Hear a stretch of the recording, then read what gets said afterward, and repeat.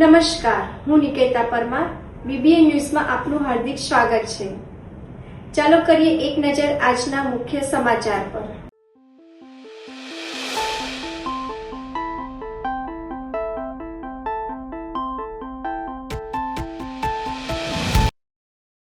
દેવપોળી એકાદશીના પાવન અવસરે આજે અંબા બહુચર મંડળ દ્વારા કીર્તિ મંદિર સ્થિત શ્રી કેદારેશ્વર મહાદેવ મંદિર ખાતે ભગવાન શ્રી કૃષ્ણના ભજન તેમજ આનંદના ગરબાનું ભવ્ય આયોજન કરવામાં આવ્યું હતું. કાર્યક્રમ દરમિયાન ભક્તોએ ભગવાન શ્રી કૃષ્ણના ભજનોની ભાવભીની રજૂઆત કરી હતી અને ત્યારબાદ આનંદના ગરબા ગાઈને દેવપોળી એકાદશીની ઉજવણી ભક્તિભાવ સાથે કરી હતી. મોટી સંખ્યામાં ભક્તજનોએ ઉપસ્થિત રહી ભજન કીર્તન અને ગરબામાં ભાગ લીધો હતો, જેના કારણે સમગ્ર વાતાવરણ ભક્તિમય બની ગયું હતું. આ મંદિર કીર્તિ મંદિર સ્થિત આવેલું છે. દેવસ્થાન ટ્રસ્ટનું મંદિર છે. 1805નું બાંધકામ છે અને છેલ્લા કેટલાય વર્ષોથી અહીંયા વિઠ્ઠલનાથજીનો વરઘોડો આ જ મંદિરે પધરામણી કરી રહ્યો છે. અહીંયા હરિ અને હરની ભેટ થાય છે અને પછી ભગવાન પોળી જાય છે. આજે અહીંયા આયોજન કરવામાં આવ્યું છે ભજનનું, પછી વિઠ્ઠલનાથજીની ધૂન છે વગેરે. ભક્તોને આમંત્રણ કરવા માટે બધું આપણે ભજન કીર્તન આનું આયોજન કરેલું છે. મારું નામ મયુર ગુરવ છે. કેદારેશ્વર મહાદેવ કી જય.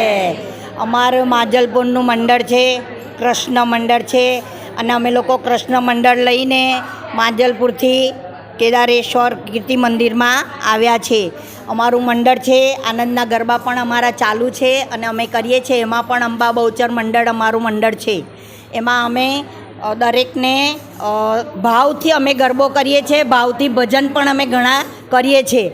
કારણ કે અત્યારે આવા કળિયુગમાં તો માતાજીનું હોય કે કૃષ્ણનું હોય, પણ ભાવથી જ કરીશું તો આપણને માતાજી કે કૃષ્ણ આપણને મદદ કરશે અને મદદ કરશે તો આપણે બધાનું સૌનું કલ્યાણ થશે. એના માટે અમે બધા ભેગા થઈએ છીએ અને દર વખત આવી રીતે અમે ગરબો કરીએ છીએ અને ભજન પણ કૃષ્ણનું કરીએ છીએ. મારું નામ મંજુલાબેન છે અને મીનાબેન પટેલ અને મંજુલાબેન ભાટિયા, શોભનાબેન, જયશ્રીબેન, જ્યોત્સનાબેન. માંજલપુર પેટા ચૂંટણીના પ્રચારમાં મુખ્યમંત્રી ભૂપેન્દ્ર પટેલ સોસાયટીના પ્રમુખ સાથે સંવાદ. મુખ્યમંત્રી ભૂપેન્દ્ર પટેલનું સંબોધન. ચૂંટણી આવે એટલે મળવાનું તો થાય, જે વાતો ના સાંભળી હોય તે સાંભળવાની થાય. પીએમએ વિકાસની રાજનીતિ શરૂ કરી. વિકાસની રાજનીતિ ફક્ત બોલવાથી ન થાય, જમીન પર વિકાસ ઉતારવો પડે. અગાઉ લોકો મુખ્યમંત્રી પાસે બેઝિક સુવિધાની માંગણી કરતા, લાઇટની માંગણી કરતા હતા. નીતિ આયોગે જાહેરાત કરી. આજે દેશમાં ધંધા રોજગારમાં ગુજરાત અગ્રેસર છે. નરેન્દ્ર મોદી આવ્યા બાદ વિદેશનો ભરોસો ભારત પર વધ્યો. ચૂંટણી આવે એટલે રોજગારીની વાત થાય. આજે ગુજરાત રોજગારી આપવામાં અગ્રેસર છે. વન નેશન વન ટેક્સમાં પણ ગુજરાતમાં ટેક્સની આવક વધી. નીતિ આયોગ મુજબ આર્થિક ક્ષેત્રમાં ગુજરાત મજબૂત છે. કોઈ ઉમેદવારનો સ્વભાવ અલગ હોય, એના કારણે ગુસ્સો કમળ પર ના ઉતારવો જોઈએ. સીએમનું વરસાદ અંગે સંબોધન. આજે 42 ઇંચ વરસાદ પડે. આપણે એક થઈ લડીએ છીએ એટલે જ આગળ વધીએ છીએ. સતીશ પટેલ યોગેશ કાકા જેમ જ કામ કરશે. જ્યાં અમારી સીટ ન હોય ત્યાં પણ અમે કામ કરીએ છીએ. તમે ક્વોલિટીવાળા કામ કરાવજો. મહામંત્રીઓ સાથેના સંવાદ કાર્યક્રમમાં આપણી સૌની સાથે મંચ ઉપર ઉપસ્થિત વિધાનસભાના દંડક શ્રી બાલકૃષ્ણભાઈ શુક્લ, મેયર શ્રીમતી ગીતાબેન મકવાણા, મારા સાથી ધારાસભ્ય શ્રી કેયુભાઈ રોકડિયા, પ્રદેશ ભાજપના ઉપપ્રમુખ શ્રી રસિકભાઈ પ્રજાપતિ, વડોદરા શહેર ભાજપ પ્રમુખ ડૉક્ટર જયપ્રકાશ સોની, માંજલપુર વિધાનસભાના ઉમેદવાર શ્રી સતીશભાઈ પટેલ, આમંત્રિત સર્વે ચૂંટણી આવે એટલે વાતો બધી ના સાંભળી હોય સાંભળવા મળે.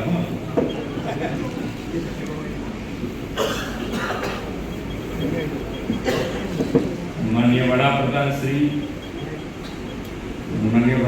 શ્રી જે વિકાસની રાજનીતિ શરૂ કરી અને વિકાસની રાજનીતિ બોલવાથી થાય એવું એમણે જે પણ કીધું એ કરીને બતાડ્યું, જમીન ઉપર ઉતારીને બતાડ્યું.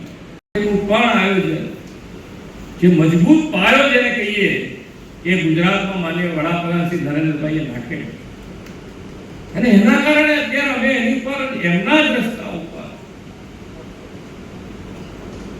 એમણે જે રસ્તો ચાલ્યો છે એ જ રસ્તા ઉપર અમારે આગળ વધવું અને મજબૂતાઈથી આગળ વધી શકીએ. જેનું કારણ કે ફાઇનાન્શિયલ પોઝિશન પણ નીતિ આયોગ પ્રમાણે ગુજરાત આજે ખૂબ સારી પોઝિશનમાં જેને કહી શકાય પ્રથમ હરોળના રાજ્યોમાં આવતું હોય તો રાજ્ય છે ગુજરાત.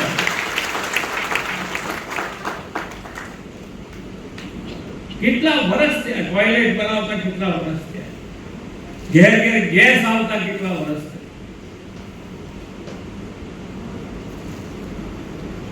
ઘેર બેઠા ચોખ્ખું પાણી પીવાનું ક્યારે આવ્યું. સ્વચ્છતા આજે ઘેર બેઠા બધા કચરો ઉઘરાવા આવતા થઈ ગયા. વ્યવસ્થા વધતી ગઈ છે અને બધી જ વ્યવસ્થામાં આપ સૌનો સાથ અને સહકાર મળ્યો છે. એ જે હમણાં પ્રમુખ કહેતા હતા એ બે જ વાક્ય બોલ્યા, સૌનો સાથ, સૌનો વિકાસ, સૌનો વિશ્વાસ અને સૌનો પ્રયાસ. આ કાર્યમંત્ર સાથે માનનીય વડાપ્રધાન શ્રી આગળ અને જે ડેવલપમેન્ટ કર્યું છે એને હજુ વધારે આગળ વધારવાની વાત હોય તેની પણ તમે 4 દિવસ પહેલા હું અહીંયા જ આવ્યો હતો. પ્રતાપનગરના રેલવે સ્ટેશનનું રિનોવેશન થયું ત્યાં એ દિવસે માનનીય વડાપ્રધાન શ્રીએ જે વિકસિત દેશો જ કરી શકે એવું મગજમાં હતું બધા અને એ વસ્તુ માનનીય વડાપ્રધાન શ્રી ભારતમાં એકલું સત્તા કે એકલું જીતવા માટેની વાત જ ના હોય. કંઈક ને કંઈક કોઈ પણ કાર્યક્રમ તમારી સાથે વચમાં ઉભો હોય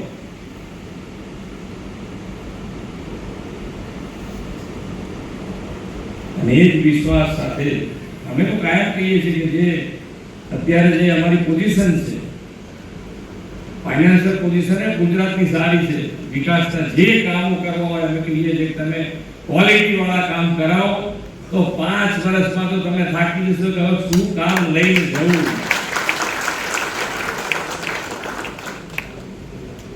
એમાંય વિશ્વામિત્ર જેવું કામ તમારામાં નહીં કરવાનું, એ સરકારનો ડાયરેક્ટ કરવાનું.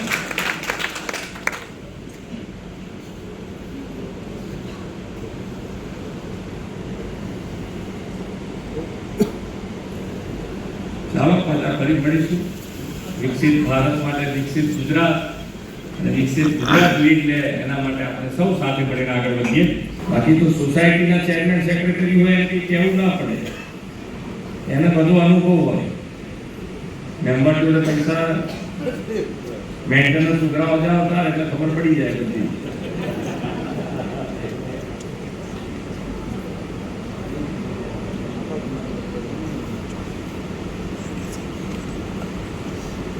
જ્યારે આવું પાઈ લેક્ચર હોય ત્યારે થોડુંક વધારે આપણે બધાના મગજમાં મગે સીટ યોગેશભાઈ જીતતા હતા, સતીશભાઈ જીતે,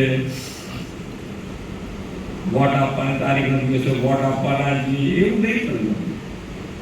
વોટ તો કચ્છ છે આપી દેવો પડે તો જ ખબર પડે કે ના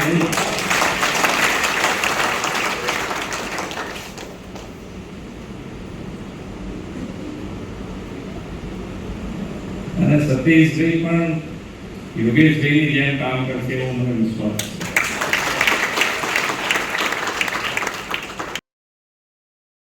વટવૃક્ષ સેવા સંસ્થા દ્વારા આજે ગૌરી વ્રત નિમિત્તે આજે 250થી વધુ નાની બાળકીઓને ડ્રાયફ્રૂટ, ઉપવાસની ચોકલેટ, વેફર્સ, પર્સ, તૈયાર જવારા વિતરણ કરવામાં આવ્યા. ગણતરીના દિવસોમાં બાકી રહ્યા છે ત્યારે વસુધૈવ કુટુંબકમ ભાવના સાથે આજે કાછિયા પટેલની વાડી ખાતે ગૌરી વ્રત નિમિત્તે આજે 250થી વધુ નાની બાળકીઓને ડ્રાયફ્રૂટ, ઉપવાસની ચોકલેટ, વેફર્સ, પર્સ, તૈયાર જવારા વિતરણ કરવામાં આવ્યા હતા.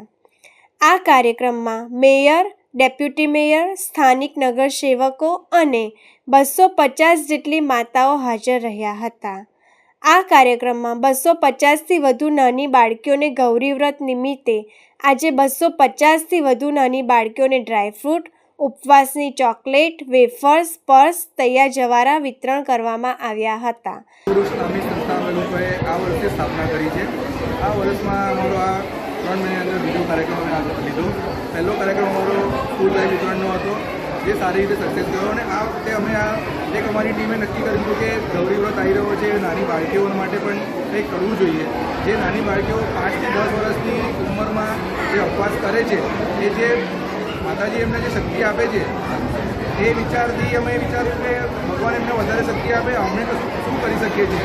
એ વિચારથી અમે લોકો આગળ વધ્યા છે અને અમારી ટીમ આજે આ કાર્યક્રમમાં આગળ વધી રહી છે. જેથી આગળ પણ અમારા નવા કાર્યક્રમો આવતા રહેશે, એ અમારે આગળ તમને જણાવતા રહે. હા, અમે ગૌરી વ્રત આવી રહ્યો છે એ નિમિત્તે એક અમે કાર્યક્રમ રાખ્યો છે, જેમાં ગૌરીના નાની બાળકીનો અમે જવારા છે, ચોકલેટ છે, વેફર છે, ડ્રાયફ્રૂટ છે અને મહેંદીના કોનનું ફ્રી વિતરણ કર્યું છે. હા, અમે કાર્યક્રમમાં કચ્છાપતિની વાડીમાં અમારો હેતુ એક જ લક્ષ્ય હતો. અમે નાના પરિવારને કોઈ સહાય કરીને અમે એના હેતુને સફળ કર્યા. આજે દેવપોળી એકાદશીએ આન બાન અને શાન સાથે ભગવાન વિઠ્ઠલનાથજીનો 217મો વરઘોડો વાજતે ગાજતે નીકળ્યો. માંડવી સ્થિત આવેલ ભગવાન વિઠ્ઠલનાથજીનો 217મો વરઘોડો નીકળ્યો. ભગવાન વિઠ્ઠલનાથજીની આરતી રાજમાતાએ આરતી કરી હતી અને ભગવાન વિઠ્ઠલનાથજીનો વરઘોડો પ્રસ્થાન કરાવ્યો હતો. આ વરઘોડામાં મોટી સંખ્યામાં ભક્તોએ ભગવાન વિઠ્ઠલનાથજીના દર્શન કરી ધન્યતા અનુભવી હતી. આ વરઘોડામાં બેન્ડ બાજ અને ઢોલ તાશાએ આકર્ષણ જમાવ્યું હતું.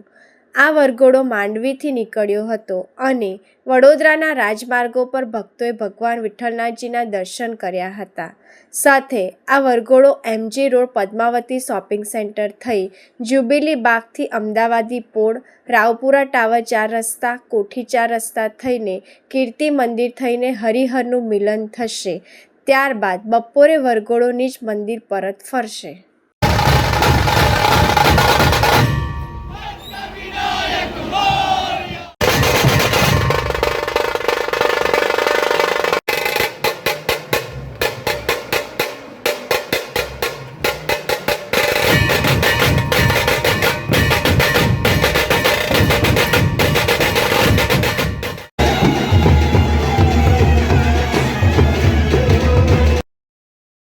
દિવાળીપુરા વિસ્તારમાં વૃક્ષ ધરાશાયી, ફાયર બ્રિગેડે હાથ ધરી કામગીરી. વડોદરા શહેરમાં મેઘમહેર વચ્ચે અચાનક ચોમાસી માહોલ જામતા માર્ગો પર વૃક્ષો ધરાશાયી થવાના બનાવો સામે આવી રહ્યા છે. શહેરના ગદાપુરા રોડ પર આવેલી દિવાળીપુરા કોર્ટની પાછળ શ્યામલ બાગ સોસાયટી પાસે એક વિશાળકાય વૃક્ષ અચાનક રોડ પર ધરાશાયી થયું હતું. વૃક્ષ પડવાને કારણે રસ્તા પરનો વાહન વ્યવહાર ક્ષણભર માટે ખોરવાયો હતો. ઘટનાની જાણ થતાં જ વડીવાડી ફાયર બ્રિગેડની ટીમ તાત્કાલિક સ્ટાફ અને કટર મશીનરી સાથે ઘટના સ્થળે દોડી આવી હતી.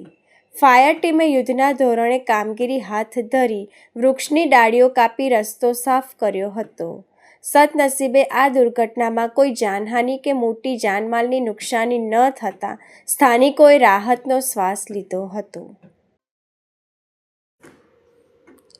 ભારત સરકારના નાગરિક ઉડ્ડયન મંત્રી રામમોહન નાયડુએ વડોદરાની મુલાકાત લીધી હતી, જે અંગે પત્રકાર પરિષદ યોજી સાંસદ ડૉક્ટર હેમાંગ જોશીએ આ મુલાકાત દરમિયાન વડોદરા એરપોર્ટને મળેલ સિદ્ધિઓ અંગે વિસ્તૃત માહિતી આપી હતી. ભારત સરકારના નાગરિક ઉડ્ડયન મંત્રી રામમોહન નાયડુએ વડોદરાની મુલાકાત લીધી હતી, જે દરમિયાન વડોદરા એરપોર્ટ ઓથોરિટીના ઉચ્ચ અધિકારીઓ અને વડોદરા એરપોર્ટ સલાહકાર સમિતિના અધ્યક્ષ અને વડોદરાના સાંસદ ડૉક્ટર હેમાંગ જોશી અને ટીમ દ્વારા મંત્રી રામ મોહન નાયડુને વડોદરા એરપોર્ટ પર ઇન્ટરનેશનલ ફ્લાઇટ અંગે માહિતગાર કરવામાં આવ્યા હતા અને અરજ કરવામાં આવી હતી કે વડોદરા શહેર અને આસપાસના જિલ્લાઓના મુસાફરોને સગવડ થઈ રહે તે માટે યોગ્ય કાર્યવાહી કરવા અરજ કરી હતી. સાથે જ વડોદરા એરપોર્ટ ખાતે એર કાર્ગો સેવા માટે પણ રજૂઆત કરી હતી, જે તમામ બાબતોને ધ્યાને રાખી મોહન નાયડુએ 4 જ દિવસમાં એર કાર્ગો સેવા માટે ફાઇનલ અપ્રુવલ મળી જાય તેવી વ્યવસ્થા કરી આપી હતી. તો વડોદરા એરપોર્ટથી હબ એન્ડ સ્પોક મોડલ અંતર્ગત આંતરરાષ્ટ્રીય ઉડાન ભરનાર મુસાફરોને વડોદરા એરપોર્ટથી જ ઇમિગ્રેશન અને ચેકિંગ કરી તેઓ મુસાફરી કરી શકે તેવી વ્યવસ્થા પણ ઊભી કરવામાં આવી છે અને ગુજરાત ફ્લાઇંગ ક્લબનું રિયુનિયન પણ પૂર્ણ થયું હતું. સમગ્ર બાબતે સાંસદ ડૉક્ટર હેમાંગ જોશી અને મહિલા અને બાળ કલ્યાણ વિભાગના મંત્રી મનીષાબેન વકીલએ પત્રકાર પરિષદ યોજી વિગતવાર માહિતી આપી હતી. એવું કહી શકાય કે વડોદરા એરપોર્ટ પર ઇન્ટરનેશનલ ફ્લાઇટ ઉતરે અને અહીંથી ટેક ઓફ પણ થાય એ માટે આપણે 5 પગલાં આગળ વધ્યા છે. ક્યાં સુધી વડોદરાને ઇન્ટરનેશનલ એરપોર્ટનો ટેગ મળશે? આ તો એક વચલો રસ્તો કાઢેલો છે. વચલો રસ્તો જ આપણે એ માટે કાઢ્યો છે કે વહેલામાં વહેલી તકે આપણને આ આંતરરાષ્ટ્રીય ફ્લાઇટનો ટેગ મળે, પરંતુ આની અંદર સરકારનો કોઈ નિયંત્રણ ના હોવાના કારણે હું આપને કોઈ પ્રકારનો ખોટો વાયદો ના આપી શકું, પરંતુ એટલું આપણા માટે સરળતા થઈ જશે કે આપણા જે મુસાફરો છે એમને આંતરરાષ્ટ્રીય ફ્લાઇટ પકડવા માટે દૂર દૂર સુધી નહીં જવું. એક બીજો પણ વિષય માન્ય મંત્રીશ્રી સાથે અમારે જ્યારે ચર્ચા થઈ ત્યારે ધ્યાનમાં આવ્યો છે કે આંતરરાષ્ટ્રીય ફ્લાઇટ વડોદરાને વહેલામાં વહેલી તકે મળે અને વડોદરાથી જ આપણા તમામ નાગરિકો એ આંતરરાષ્ટ્રીય ઉડાન ભરી શકે એ માટે જે નિર્ણય છે એ એરલાઇન પોતે કરતી હોય છે. એમાં સરકારનો કોઈ કંટ્રોલ નથી હોતો, કારણ કે કન્ઝ્યુમર બિહેવિયરના કારણે એ લોકો નિર્ણય લેતા હોય છે. તો આ વિઝિબિલિટી એમને પેસેન્જરની મળે એ માટે થઈને અને આપણા વડોદરાના નાગરિકોને બે વાર ઇમિગ્રેશન ના કરવું પડે, સાથે સાથે આટલું દૂર 100 કિલોમીટર કરતાં વધારે દૂર જઈને એમને આંતરરાષ્ટ્રીય ફ્લાઇટ માટે જવું ના પડે એ માટે થઈને હબ એન્ડ સ્પોક મોડલથી વડોદરાથી જ તેઓ આંતરરાષ્ટ્રીય ફ્લાઇટ ભરી શકે. એટલે અહીંથી કનેક્ટિંગ ફ્લાઇટ દિલ્હી, અહેમદાબાદ કે મુંબઈ ક્યાંય પણ એમને જવું હોય અહીંયા જ એમનું ઇમિગ્રેશન થઈ જાય, અહીંયા જ એમનું ચેકિંગ થઈ જાય અને તેઓ એ રીતે આંતરરાષ્ટ્રીય ફ્લાઇટમાં પોતે સવાર કરી શકે એ માટેનું પણ એક આયોજન, એક પ્રારંભિક પ્રપોઝલ એના માટેની સહેમતિ એ માનનીય મંત્રીશ્રી દ્વારા મળી છે. એના ઉપર પણ કામ શરૂ થઈ રહ્યું છે અને 2 થી 3 મહિનાની અંદર એ સુવિધા પણ આપણે ત્યાં શરૂ થાય એ માટેની અમારી તૈયારી છે. પાદરા તાલુકાનું ચોકારી ગામ કૃષ્ણનગરમાં નરીમા રોડ નહીં બન્યો, પબ્લિકનો ફુબાડો.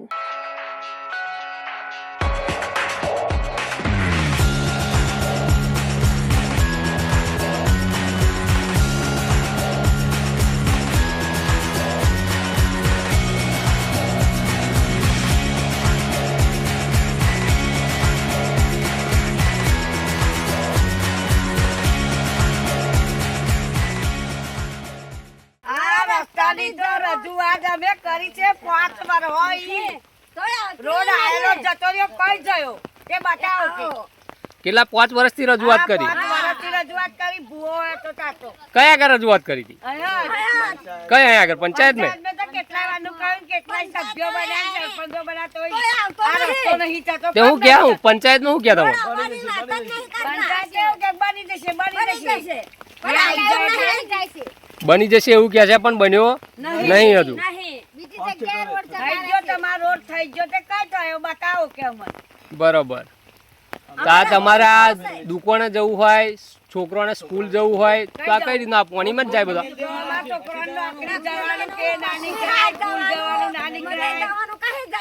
જવાનું, દૂધ ભરવા જવાનું, કઈ રહીને જવું. બરોબર. માર્કેટ જવાનું હોય રાતે 4 વાગ્યાનું ઉઠી રીંગણા લઈને ગલકો લઈને. તો આટલી બધી રજૂઆત કરવા છતાં પણ તમારો રોડ મંજૂર નહીં થતો તો આવા શું કરશો તમે? આ નહીં થાય તો આગળ નહીં થાય તો આગળ જવાનું. હે આગળ જવાનું. આગળ જવાનું. ચોકારી કોઈને સરપંચ નહીં બનાવવાનો, સભ્ય નહીં બનાવવાનો, કોઈને બોર્ડ કમિટી ચોકારી જોવે ના.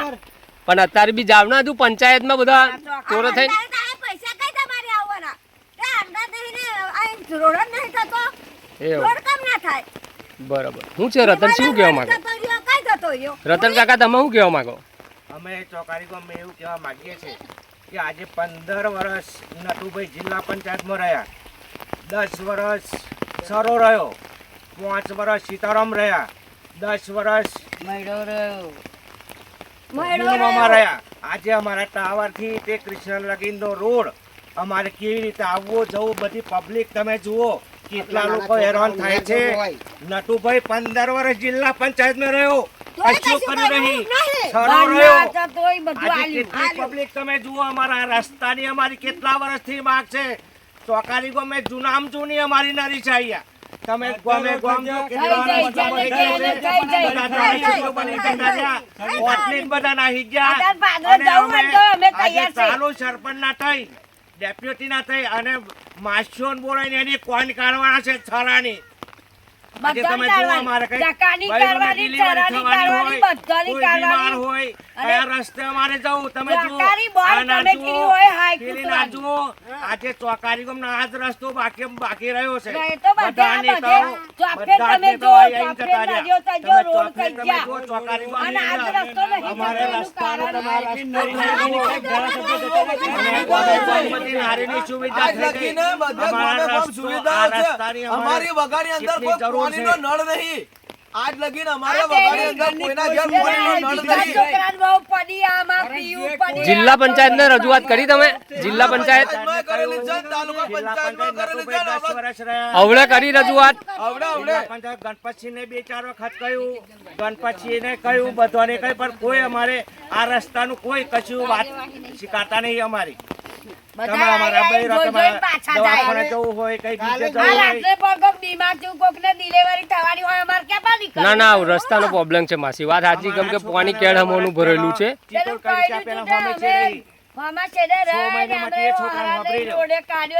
આજે તમે આ ગાયોના ત્રાસથી લોકોએ બધે છીનવા પૂરી દીધો. કૃષ્ણનગર થી બેઠો હું, તમારી સ્કૂલ ખરી ને કૃષ્ણનગર સ્કૂલ, તહીદ આવ્યો પ્રાથમિક શાળામાં બાળકોને જવા માટે મેન વસ્તુ આ છે, બરાબર છે. તો આજ લગીને અંદર તમે કૃષ્ણનગર પ્રાથમિક શાળાની લઈને તો ખાલી આ રસ્તાનું કઈક કરો, શાળાની લીધે તો કઈક કરો એમ કેવું. વડોદરામાં ભીમ આર્મી અને વિદ્યાર્થી સંગઠનોનું વિરોધ પ્રદર્શન, પરીક્ષા વ્યવસ્થામાં પારદર્શિતાની માંગ.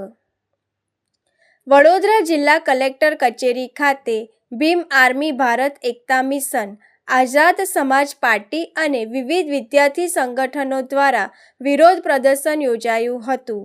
કાર્યકરોએ હાથમાં બેનરો અને પ્લેકાર્ડ સાથે સૂત્રોચ્ચાર કરી રેલી સ્વરૂપે કલેક્ટર કચેરી પહોંચી મામલતદાર મારફતે રાષ્ટ્રપતિને આવેદનપત્ર પાઠવ્યું હતું.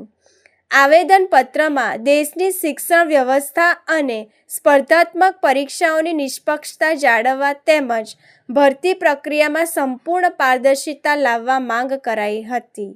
આ ઉપરાંત તાજેતરના વિદ્યાર્થી આંદોલન દરમિયાન થયેલી પોલીસ કાર્યવાહીની નિષ્પક્ષ તપાસ કરવા અને કેન્દ્રીય શિક્ષણ મંત્રી ધર્મેન્દ્ર પ્રધાન નૈતિક જવાબદારી સ્વીકારી રાજીનામું આપે તેવી રજૂઆત કરવામાં આવી હતી. સંગઠનોએ આંદોલન દરમિયાન જીવ ગુમાવનારા વિદ્યાર્થીઓના પરિવારોને ₹1 કરોડની આર્થિક સહાય આપવાની પણ માંગ કરી હતી.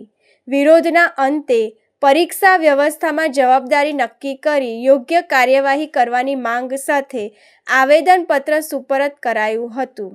અમને જોઈએ છે કે સરકાર થોડી અકાઉન્ટેબિલિટી લે અને આપણો એડ્યુકેશન મિનિસ્ટર રેઝિગ્નેશન આપે. થોડીક અકાઉન્ટેબિલિટી, થોડી હ્યુમેનિટી, થોડી બેઝિક મોસ્ટ નીડ્સ છે અમારી, જે પૂરી કરવામાં અમે માંગી રહ્યા છે. શું કહેશો તે તમે લડત આપી રહ્યા છો, તમારી માંગણીઓ કારણ શું, કયા પ્રકારનું આંદોલન વેગ આપશો? અમને જોઈએ છે કે જેટલા બી સ્ટુડન્ટ્સે સુસાઇડ કમિટ કરી છે, જે બી આપણી આખી ગવર્મેન્ટની જે સિસ્ટમ છે, જે બી જે બી મોટા ગ્લિચીસ છે ગવર્મેન્ટમાં એ બધાને કવર અપ કરવામાં આવે, અકાઉન્ટેબિલિટી લેવામાં આવે અને ગવર્મેન્ટમાં ચેન્જ માંગી રહ્યા છે અમે, મોટા चेंज एटलीस्ट नानादी स्टार्ट तो करो बिल्ला। सर ये मुद्दे को लेके कर रहे हैं कि अगर इतने बच्चों ने जान दी है तो वो एटलीस्ट एक्नॉलेज तो करे। एक्नॉलेज छोड़ो, वो लोग तो बच्चों को लाठी मार रहे हैं क्यों? आवाज़ उठाने के लिए। ये तो डेमोक्रेसी पे इतना बड़ा धप्पा है कि हम लोग आवाज़ भी नहीं उठा सकते अपनी।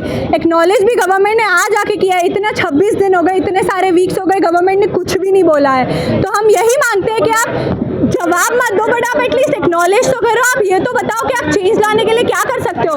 15 साल से आपकी गवर्नमेंट, इतने पेपर लीक हो रहे हैं, आज अगर जनता आपसे जवाब मांग रही है तो जवाब छोड़ो, आप एक्नॉलेज तो करो उन्हें हमारा इस चीज़ के बारे में। इतनी मूवमेंट इसलिए हो रही है कि एटलीस्ट वो एक्नॉलेज तो करे कि हम आके रोड पे लड़ रहे हैं। मैं मेरे लिए लड़ रही हूँ, मैं मेरी फ्यूचर जनरेशन के लिए लड़ रही हूँ, क्योंकि वो भी इसी देश में जिएंगे एंड आगे जाके उन्हें पढ़ना भी इधर ही है। तो चेंज तो लाना ही पड़ेगा। इस तरह का ताजुब की बात यह है कि पहली बार नहीं हो रहा है, ये बहुत बार हो चुका है और गवर्नमेंट ने चेंज लाया ही नहीं है। पेपर लीक हर साल होते आ रहे हैं, एक ये नहीं कि नीट का ही पेपर लीक हो रहा है। इस साल क्लैट का भी पेपर लीक हुआ था, बहुत सारे दूसरे पेपर लीक हुए थे, लेकिन उसे मीडिया अटेंशन भी नहीं मिल रहा है। तो हम ये चाहते हैं कि आप चेंज लाओ, आप मीडिया को ये सारी चीज़ों में अटेंशन देने दो। आप जो पेपर लीक है उसे आप बंद मत करो, लेकिन एटलीस्ट उसका नंबर तो डिक्रीज हो। नंबर भी डिक्रीज नहीं हो रहा है, उसका बढ़े जा रहे हैं। तो हम यही चेंज चाहते हैं।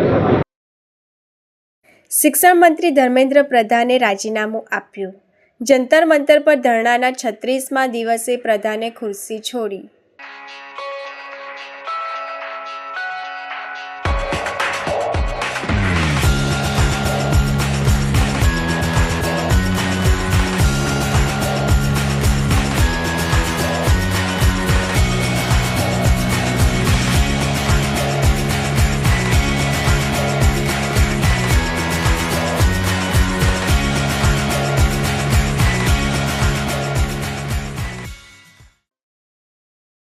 ભરૂચ રાજ્યના જળસંપત્તિ મંત્રી ઈશ્વરસિંહ પટેલ પૂર અસરગ્રસ્ત ગામોની મુલાકાતે। ભરૂચ હાંસોટના આસરમા સહિતના ગામોમાં પૂરની પરિસ્થિતિનું કર્યું નિરીક્ષણ। પાણી વચ્ચે જાતે ટ્રેક્ટર ચલાવી પૂરની પરિસ્થિતિનો મેળવ્યો તાગ। પ્રાંત અધિકારી ભવદીપસિંહ જાડેજા, મામલતદાર રંજીત મકવાણા સહિતના અધિકારો જોડાયા। અસરગ્રસ્ત લોકો માટે રહેવા જમવાની સહિતની વ્યવસ્થા કરવા આપી સૂચના। ગઈકાલે વાત કરીએ, ગઈકાલે અંકલેશ્વરની અંદર 6 ઇંચથી પણ વધુ વરસાદ વરસવાને કારણે અને સિઝનનો કુલ 22 ઇંચ જેટલો વરસાદ વરસી રહ્યો છે અને એને લઈને જે કીમ નદી છે એનું ઉદ્ગમ સ્થાન જે છે એ નેત્રંગથી છે અને નેત્રંગ તાલુકો, વાલિયા તાલુકો, માંગોલ તાલુકો અને હાંસોદ તાલુકો આમ મળીને ઉપરવાસમાં જે વરસાદ પડે છે ટોટલી પાણી એ કીમ નદીમાં આવ્યું છે અને આંબલી ડેમ પણ છલકાવાને કારણે ત્યાંના દરવાજા ખોલવાના કારણે આજે કીમમાં પૂરની પરિસ્થિતિ સર્જાય છે। એમાં સરકારી ટીમ પણ એસડીએમ શ્રી, મામલતદાર શ્રી અને ટીડીઓ શ્રી તેમજ પોલીસ ઇન્સ્પેક્ટર પણ આ સ્થળની મુલાકાત લઈને જે લોકો ફસાયા હતા એમને સલામત સ્થળે લાવીને પોતાને પીવાના પાણીથી લઈને જમવાની વ્યવસ્થા પણ સરકાર દ્વારા કરવામાં આવી છે અને સાથે સાથે સ્વૈચ્છિક સંસ્થા દ્વારા પણ કરવામાં આવી રહી છે। ત્યારે આ વધુ પડતા વરસાદ પડવાના કારણે આમ તો જોઈએ તો સમગ્ર દક્ષિણ ગુજરાતની અંદર જોઈએ છે કે ઉમરગામની અંદર 28 કલાકની અંદર લગભગ 40થી 42 ઇંચ વરસાદ પડવાના કારણે ત્યાંની જે સ્થિતિ સર્જાય છે એ જ રીતે આ ભરૂચ જિલ્લાની અંદર પણ જે કીમ નદીની અંદર ઉપરવાસમાંથી પાણી આવવાના કારણે પાંજરોલી, ઓભા અને આસરમાં આ 3 ગામોની અંદર લોકોને સ્થળાંતર કરવામાં આવ્યા છે અને સેફ જગ્યાએ રાખવામાં આવ્યા છે। સરકાર પણ આ બાબતે કટિબદ્ધ છે અને અનિશ્ચિત બનાવ ન બને એના માટે આ રસ્તો બંધ કર્યો। ત્યાં પોલીસ દ્વારા લોકોને અવરજવર કરવા માટેનું પણ બંધ કરીને લોકોને સલામત સ્થળે લઈ જવામાં આવ્યા છે। આ હતા આજના સમાચાર। આવતીકાલે ફરી મળીશું આ જ સમયે આ જ ચેનલ પર। ત્યાં સુધી બીબીએન ન્યૂઝની તમામ ટીમને રજા આપો। શુભ રાત્રિ।